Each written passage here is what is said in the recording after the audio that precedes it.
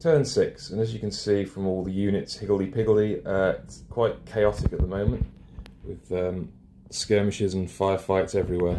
So, what's happened? Well, Finley, the brigadier in the centre for the Union, has had to kind of take up the mantle of both centre and right commander. He's obviously sent quite a few of his units off this way. In a mini masterstroke, he released the skirmishers that were here, pulled them back around the trees, and took out the shaken Confederate flanking unit that was here, leaving this one in march column, which isn't the best position to be in. Schappenberg advanced a unit further up and formed into line, but they're fighting in these wheat fields at the moment, and I've put a -1 on shooting rolls, hence why it's a bit of a stalemate there. As for the centre, the Union now hold the crossroads quite reasonably comfortably.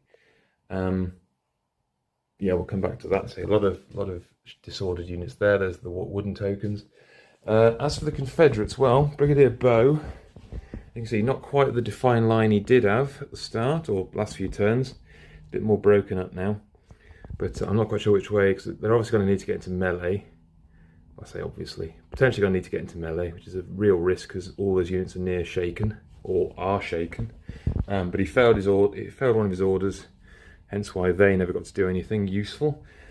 His major gamble was the cavalry here galloped all the way to the centre of the field, dismounted, unloaded into these guys, who then have been disordered and shaken and are now retreating.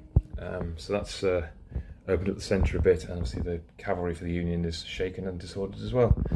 So yeah, we've got this firefight over here, which has anchored the Confederates' right flank, as all these Union troops are now steadily pouring in here.